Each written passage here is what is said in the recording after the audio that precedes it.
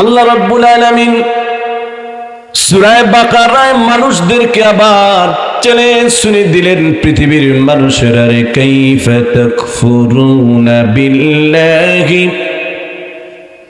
আমওয়াতান ফাআহইয়াকুম সুম্মা ইউমীতুকুম সুম্মা ইউহয়িকুম সুম্মা ইলাইহি তুরজাউন।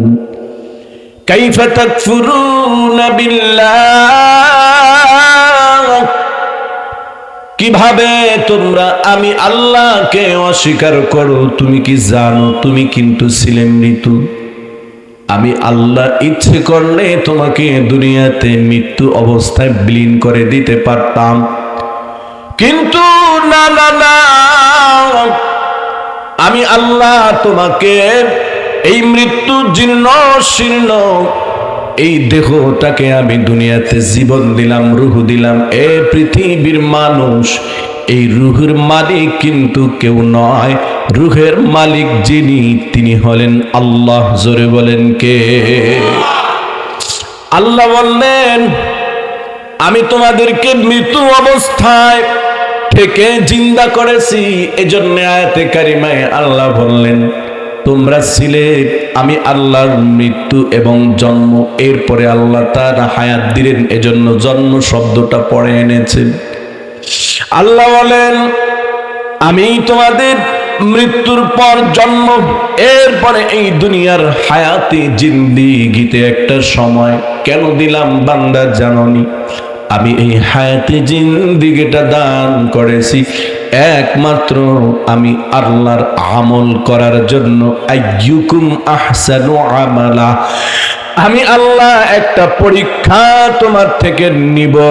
সেই পরীক্ষাটা হলো আমি আল্লাহর দেওয়া জীবন যৌবন খাদ্য সব কিছু পেয়ে নিয়ামত পেয়ে কারা কারা উত্তম আমলগুলো করো, এই পরীক্ষা দেখবার জন্য আমি আল্লাহ দুনিয়াতে তোমাদেরকে পাঠাইছি। জোরে কোন সুবহানাল্লাহ। কোন একটা মানুষের যদি নিজের উদ্দেশ্যটা বুঝে আসে, তাহলে তার এর পরবর্তী কাজগুলো করাটা তার জন্য সহজ হয়ে যায়। যদি উদ্দেশ্যটাই না বোঝে, তাহলে তার এই জিন্দেগিটাই এলোমেলো হয়ে যায়। কথা বলেন ঠিক না বেটি? আমার প্রিয় ভাইরা, তো এই দুনিয়ার জিন্দেগি কিন্তু মূলত আমাদের আমলের জন্য। কিসের জন্য বলেন? আমলের জন্য। এজন্য সকল কিছুর ক্ষেত্রে একটা পরীক্ষা আল্লাহ নিবেন। কাউকে ধনী বানাইয়া, কাউকে গরিব বানাইয়া, কাউকে বড়লোক বানাইয়া, কাউকে একদম ফকির বানাইয়া, কাউকে নারী বানাইয়া, কাউকে পুরুষ বানাইয়া, কাউকে ক্ষমতা দিয়া, কাউকে ধন সম্পদ অর্থ করি দিয়ে বিভিন্ন অবস্থায় আল্লাহ একটা পরীক্ষা নেবেন। এই পৃথিবীর শুরু থেকে শেষ পর্যন্ত কোন মানুষগুলো জান্নাতি, কোন মানুষগুলো জাহান্নামী, সব তালিকা আল্লাহ তাআলা কইরা ফেলাইছে। বাইহাকি শরীফের হাদিসের মধ্যে আসছে, একদিন হযরতে জিবরাইল আলাইহিস সালাতু ওয়াস সালাম নবীর কাছে আসছে। আসার পরে জিবরাইলের হাতে নবী দেখেন দুইটা কিতাব, মোটা মোটা। জিবরাইল জিজ্ঞাসা করে নবীকে, হে নবী, আপনি কি জানেন এই দুইটা কিতাব কি? আল্লাহর রাসূল বলেন, আল্লাহই ভালো জানেন। জিবরাইল বললেন, ডান হাতের যে কিতাবটা, এটা হলো এমন একটা গুরুত্বপূর্ণ কিতাব,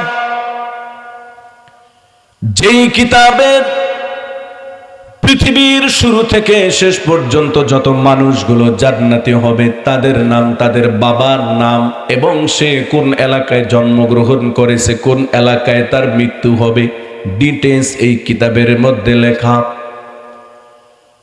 তবে নবীজি শোনেন, এই কিতাবের একটা মৌলিক বৈশিষ্ট্য হলো এই কিতাব থেকে একটা নাম কমানো হবে না, একটা নামও বৃদ্ধি করা হবে না।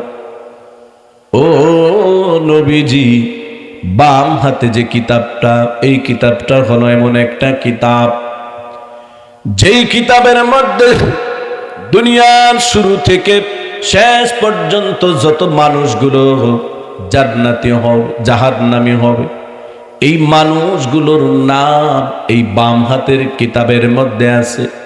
তবে এই কিতাবের একটি বৈশিষ্ট্য, এই কিতাব থেকে একটা নামও কাটা হবে না, একটা নামও বৃদ্ধি করা হবে না। আল্লাহর নবী কেমন যেন হতাশার মতো, হাল ছেড়ে দেওয়ার মতো, এ জিবরাইল তাহলে আর নেক আমল করে লাভ কি? গুনাহ করেই সার, গুনাহ ছেড়েই বা লাভ কি? গুনাহ করলেই বা ক্ষতি কি? নেক আমল করলেই বা লাভ কি? আল্লাহর নবীকে জিবরাইল বললেন, নবী গো আপনি কি জানেন কোন কিতাবের মধ্যে খোদ আপনি নবীর নামটা লেখা আছে? আপনি কি বলতে পারেন? নবী থকে থেমে গেলেন, বললেন নবীজি জান্নাতি মানুষ কারা এটাও আল্লাহ জানেন, লিপিবদ্ধ। জাহান্নামী মানুষ কারা এটাও আল্লাহ জানেন, লিপিবদ্ধ।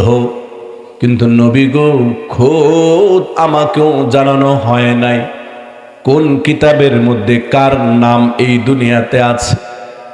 তবে নবীজি শোনেন, জান্নাতি কিতাবের মধ্যে যে মানুষগুলোর নাম, এই মানুষগুলোর বৈশিষ্ট্য হলো এই মানুষগুলো এই দুনিয়াতে জান্নাতে যাওয়ার উপযুক্ত হইয়া বা জান্নাতে যাওয়ার জন্য যেই কাজগুলো করা দরকার, এই কাজগুলো তার কাছে বড় মজাদায়ক মনে হবে, এবং জাহান্নামে যেই কাজগুলো করতে যেতে হয় ওই কাজগুলো তার কাছে বড় পীড়াদায়ক এবং তার কাছে তিক্ততার মনে হবে।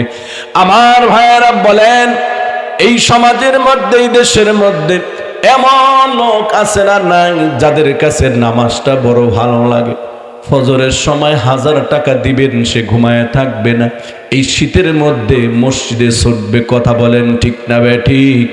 আবার আমাদের এই সমাজের মধ্যে এমন হাজার হাজার লোক আছে যে মানুষগুলো ফজরের সময় ঘুমায়, বারবার ডাকলেও দেখবেন তারা মসজিদে যায় না।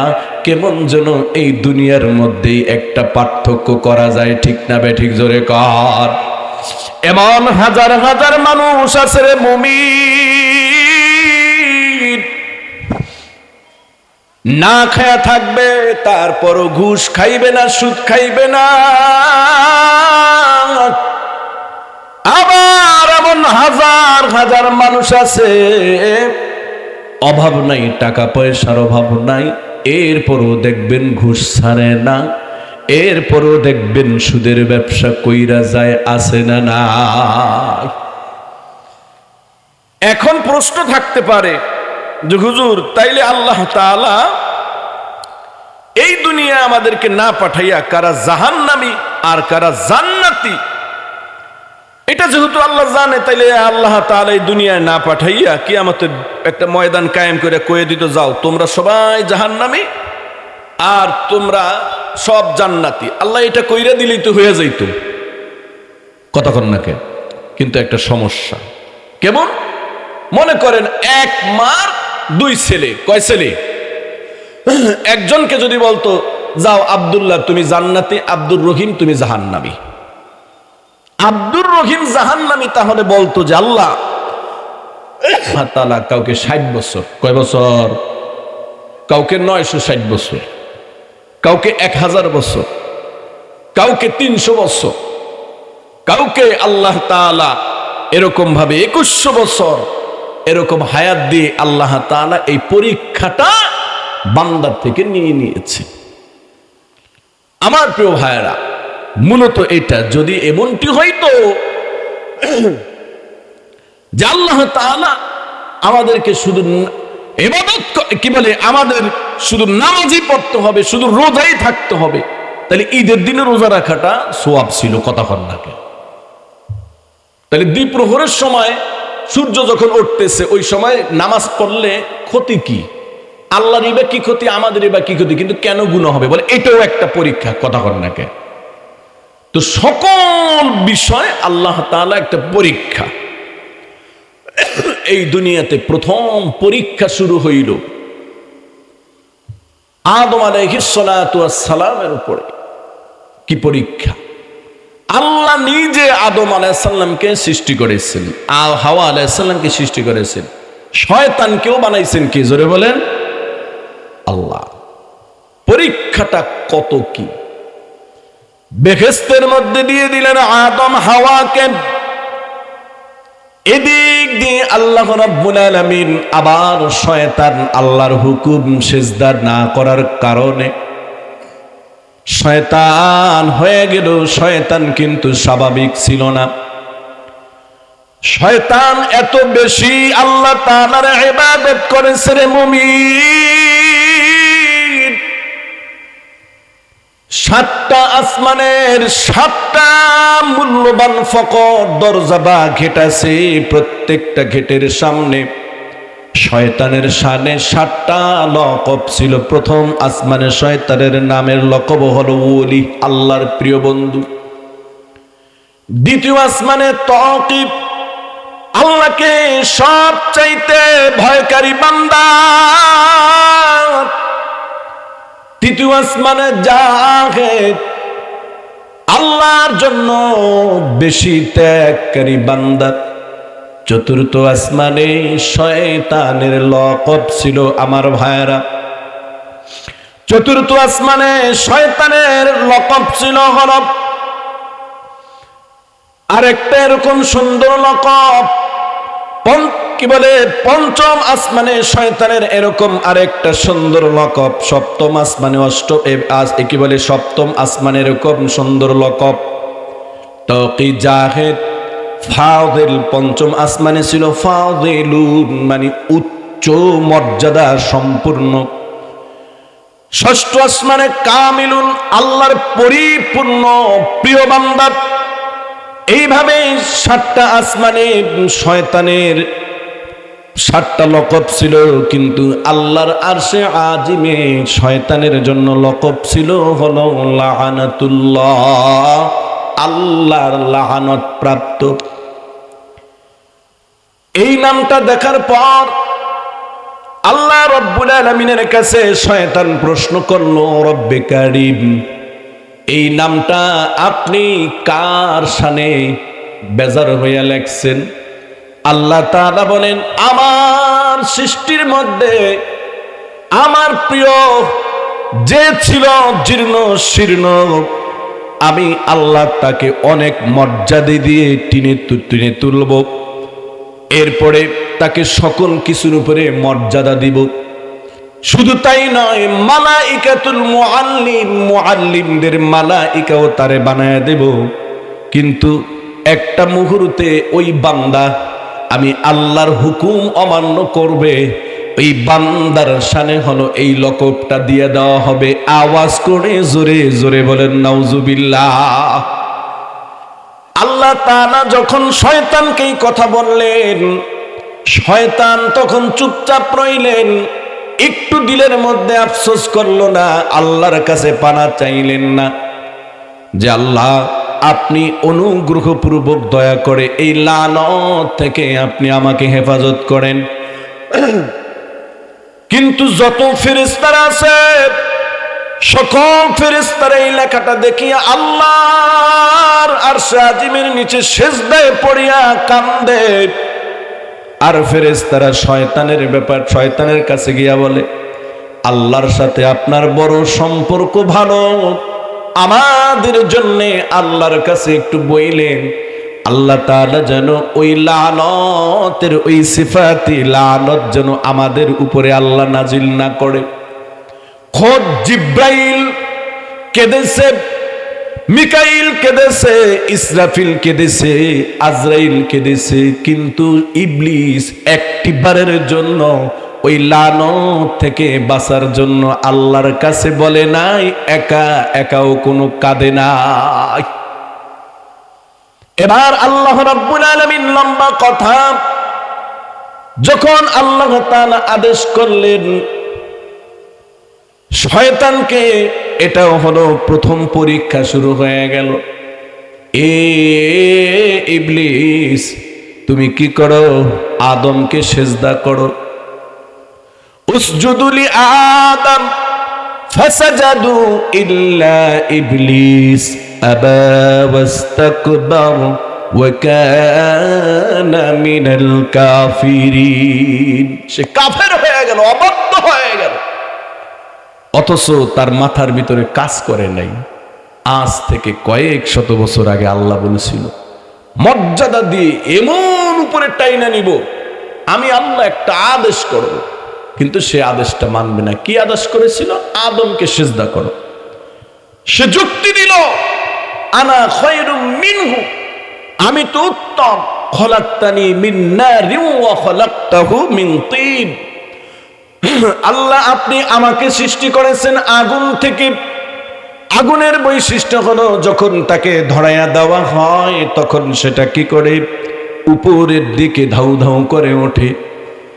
আর মাটির স্বভাব হলো উপরের দিকে মারলে নিচের দিকে ঝরিয়া পড়ে। সুতরাং আল্লাহ কোন যুক্তিতে আমি আদমকে সিজদা করব, এটা তো মেনে নেওয়া যায় না। আল্লাহ বললেন বের হয়ে যাও, বের হয়ে যাও, আমি আল্লাহর রহমত থেকে তুমি বের হয়ে যাও। আমার প্রিয় ভাইয়েরা, আমার প্রিয় বন্ধুরা, আল্লাহ রাব্বুল আলামিন হযরতে কি বলে আদম আলাইহিস সালামকে এই সিজদা যখন করল না, আল্লাহ রাব্বুল আলামিন ইবলিসকে যখন কি করল? আল্লাহ রাব্বুল আলামিনের হুকুমকে অমান্য করল।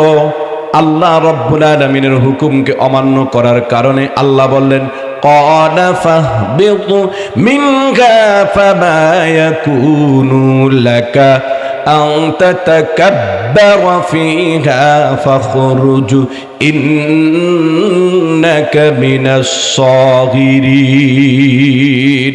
ক্বালা ফাহবিতু মিনহা ফামা ইয়াকুনু লাকা আন তাতাকাব্বার, বের হয়ে যাও, তুমি তাকাব্বুরি করছো, তুমি অহংকার করছো। এই শুনেন, ইবলিস যদি সিজদা করত আল্লাহর কি মর্যাদা বাইরে যেত গা? আল্লাহ কি বলছে তুই আমারে সিজদা কর? কারে সিজদা করতে বলছিল?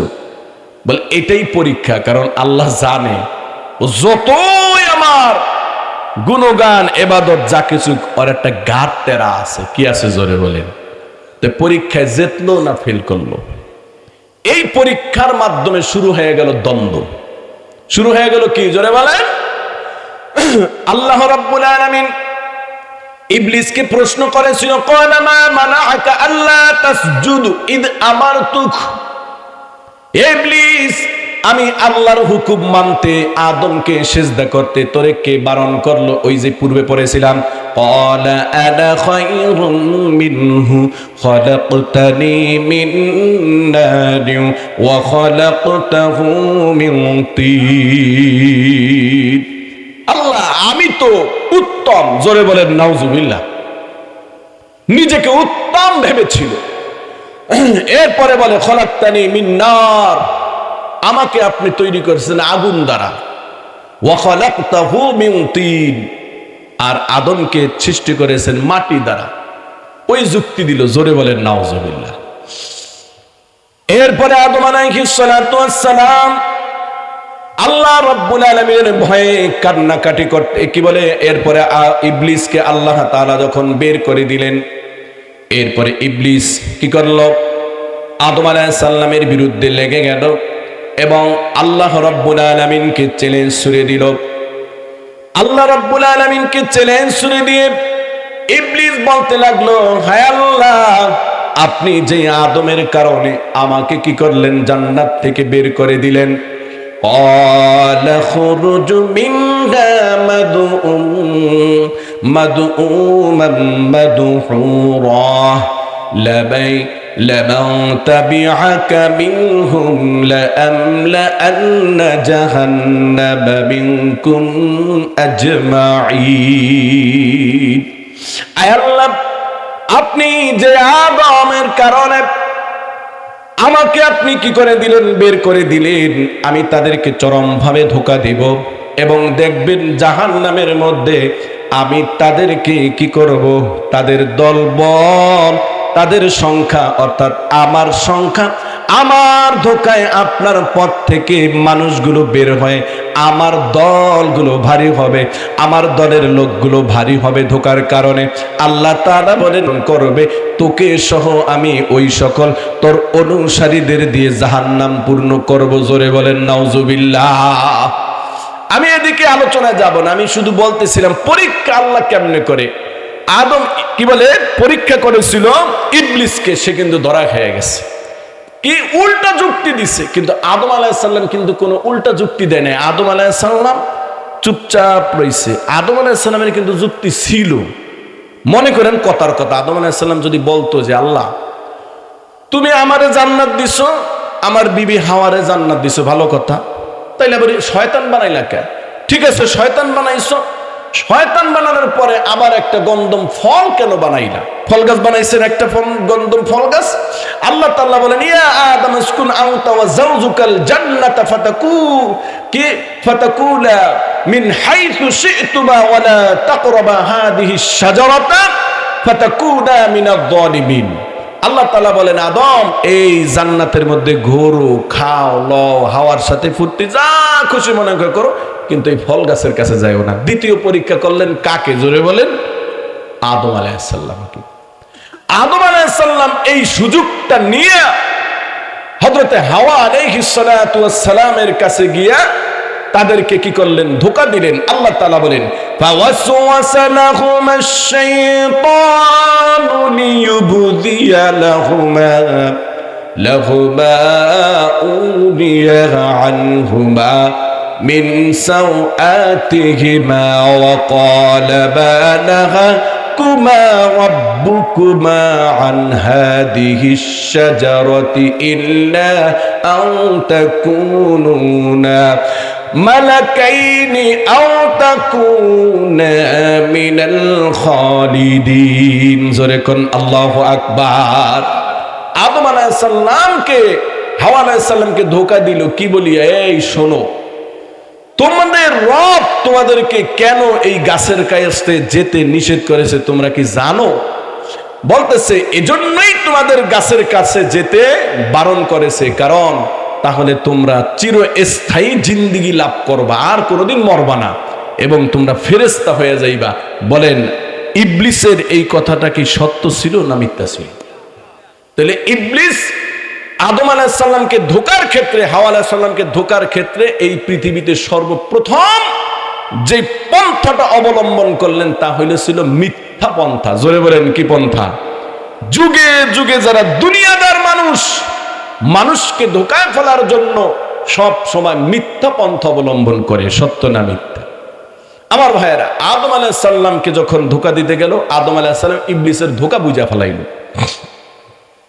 এরপরে গেল হাওয়া আলাইহিস সালামের কাছে, বলতেছে যে তুমি তো, তোমার স্বামী তো বুঝতে চায় না, তুমি এই ফলটা খাও। তো বুঝাইয়া শুনাইয়া, মহিলা মানুষ তো এদেরকে আবার বুঝাইতে খুব সহজে পারা যায়। কি সত্য না মিথ্যা? জোরে বলে। স্বামী বিদেশ থাকে, কত সুখের সুন্দর সংসারটা, ওই বাড়িতে গ্যাসের চুলা অথবা ওই যে গ্যাসের সিলিন্ডারটা ব্যান পাইতে দিতে আসে ব্যান চালক, এই ব্যান চালকের লগে করে সম্পর্ক আছে না নাই? জোরে রুচিটা কত বড় সুন্দর, নাউজুবিল্লাহ করবেন কালকে সকালে। তো এই যে একটা দুর্বল চিন্তা চেতনা মাথার মধ্যে বুঝায়, আরে হে আইব হে, এই সেই বিভিন্ন কিছু বুঝায়।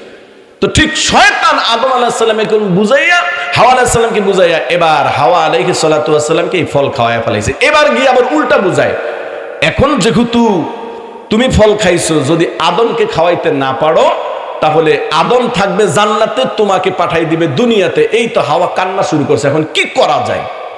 এবার রাতের বেলা যখন আদম আলাইহিস সালাম ঘুমায়া থাকে, সকাল হইলে তিনি ওঠেন, ইবাদত করার পরে তিনি এক গ্লাস পানি খাইতে চান, বেহেশতি পানি, সুন্দর পানি।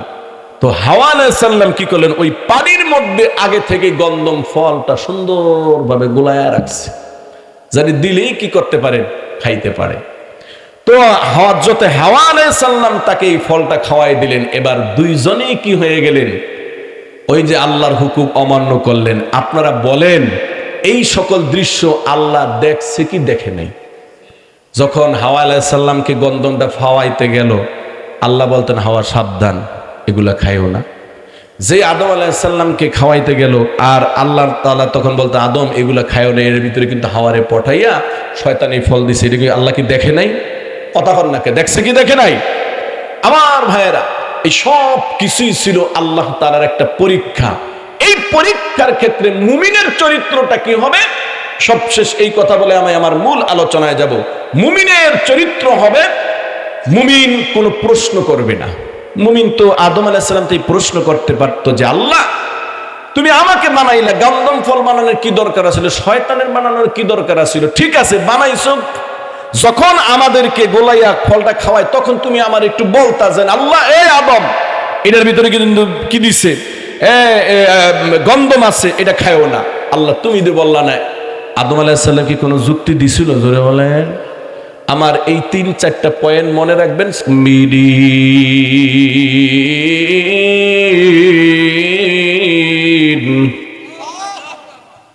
وَمَا خَلَقْتُ الْجِنَّ وَالْإِنسَ إِلَّا لِيَعْبُدُونِ।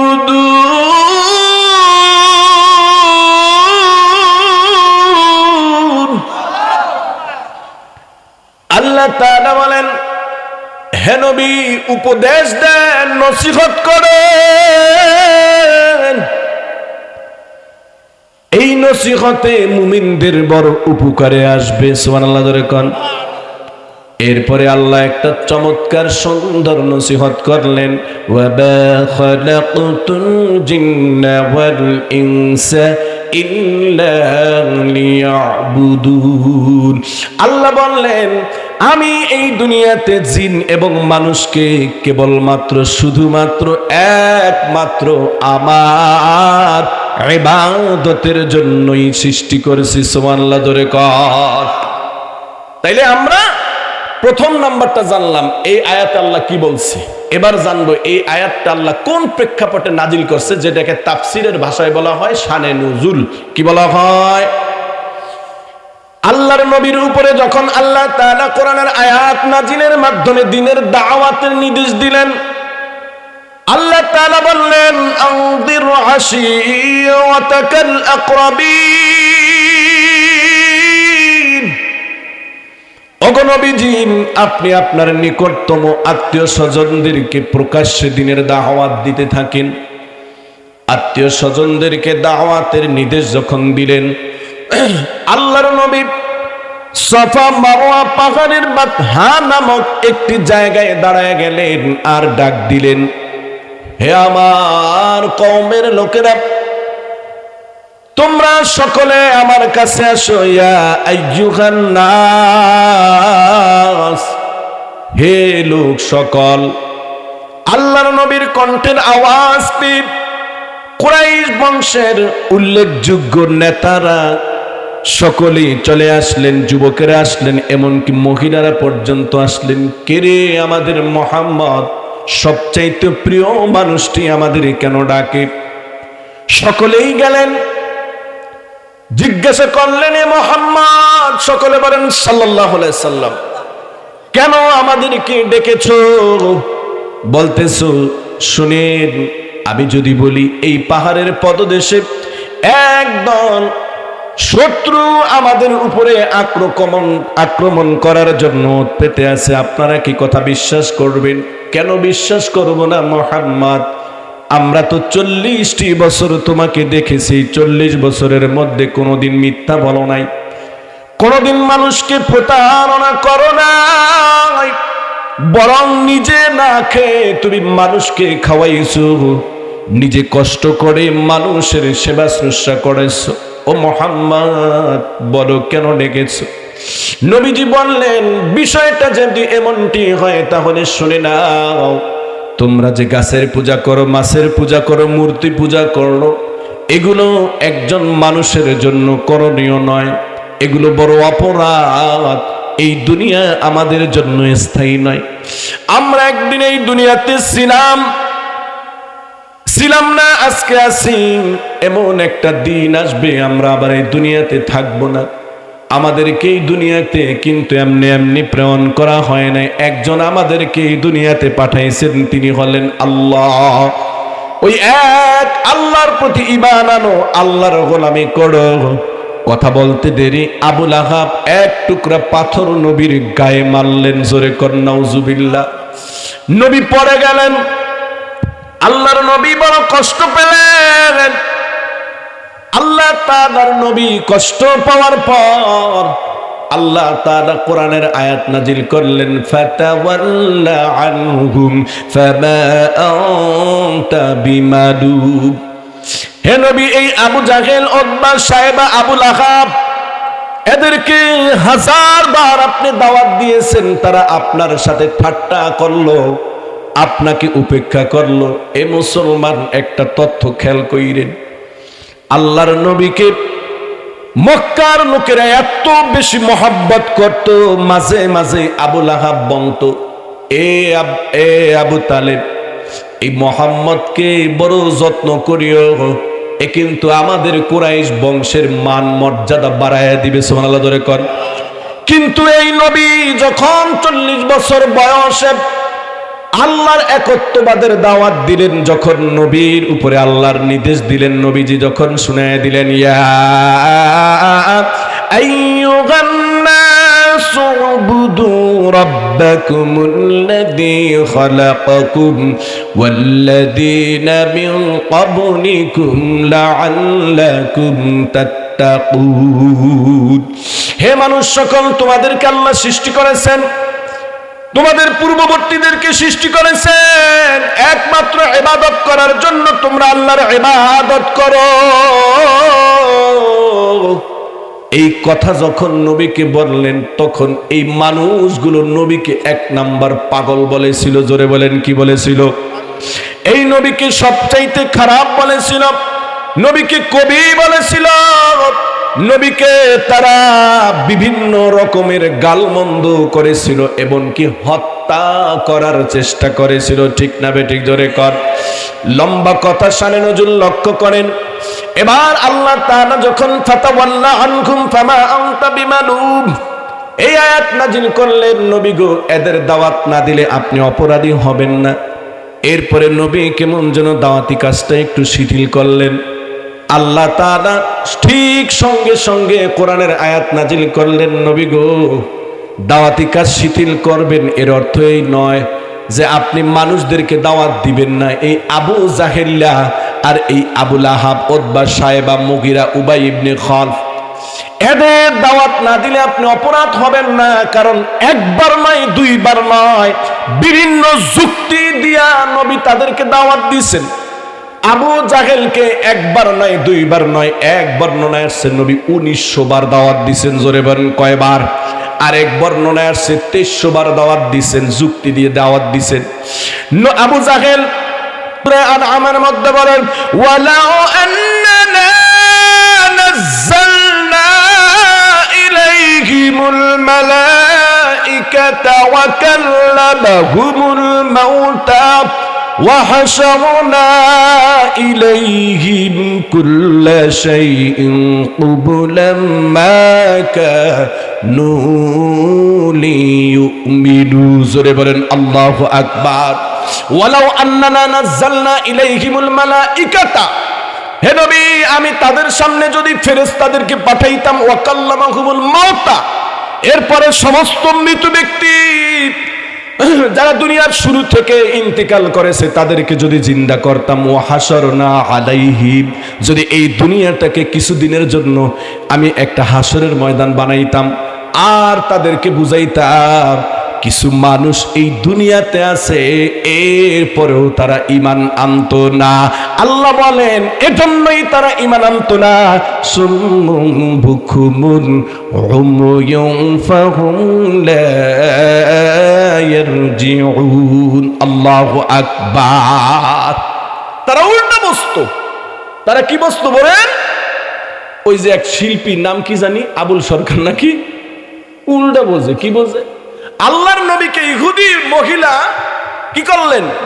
তাবিজ করলেন নবীকে হত্যা করার জন্য। এজন্য আল্লাহ তাআলা 2টা সূরা নাযিল করলেন।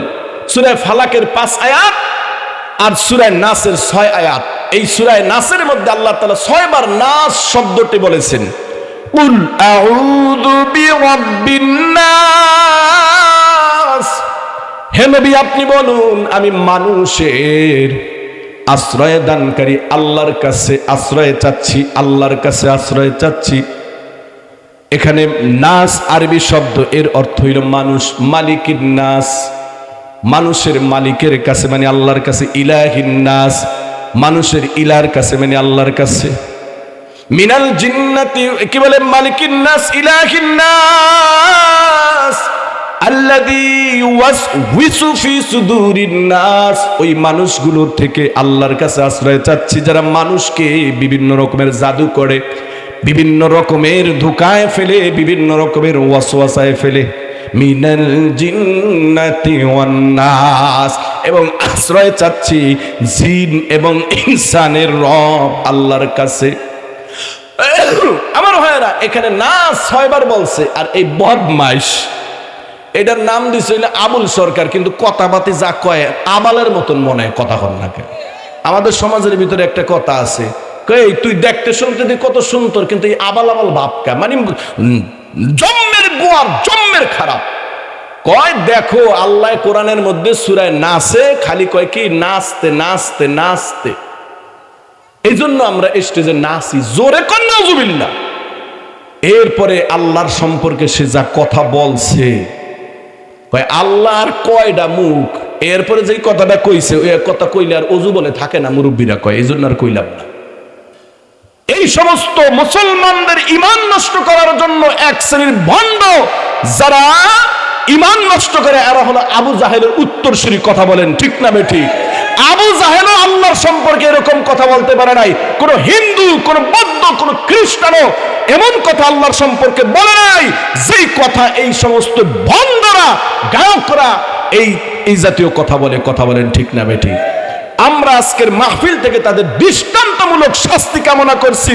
বাংলাদেশের ইতিহাসে যেন আল্লাহর সম্পর্কে এরকম কথা কেউ বলতে না পারে, এই আবুল সরকারের ফাঁসি কামনা করি। কথা বলেন ঠিক না বেঠিক? আমার প্রিয় ভাইয়েরা, চিন্তা করা যায় যে আল্লাহ আমাদেরকে বানাইলেন, আমাদের সৃষ্টি করেছেন কে? সবাই চিল্লায় বলেন কে? আমার ভাইয়েরা, এবার আল্লাহ রাব্বুল আলামিন ওই আবু জাহেল এর উপরে রাগ করে নবী এখন দাওয়াতের কাছে একটু কম করে। আল্লাহ বলে যা না নবী, ওয়াদাক্কির ফা ইন্না যিকরা তানফাউল মুমিনিন। আপনি কে? তো আমি বলছি আবু লাহাব, আবু জাহেল, এদের কপালে হইল কি পড়ছে? মোহর পড়ছে, সুম্মুম বুকমুন উমিয়ুন ফাহুম লা ইয়ারজিউন। এদেরকে আপনি কখনো হেদায়েত এরা আনবে না। সুতরাং হে নবী আপনি দাওয়াতি কাজ করবেন, কারণ দাওয়াতি কাজ করলে দেখবেন বেলালের মতন মানুষ, খাব্বাব, খোবাইব, সেই সালমান ফার্সির মতন মানুষ, ওমরের মতন মানুষ, আলীর মতন মানুষ, উসমানের মতন মানুষ, আবু হুরায়রার মতন মানুষ, হযরতে তালহার মতন মানুষ, এই মানুষগুলো দিন গ্রহণ করবে। কথা বলেন ঠিক না বেঠিক? করছিল না করে নাই? এরপরে আল্লাহ বললেন ওয়াদাক্কির ফা ইন্না যিকরা তানফাউল মুমিনিন। যাদের কপাল ভালো তারা ঠিকই আপনার কথাগুলো মানবে।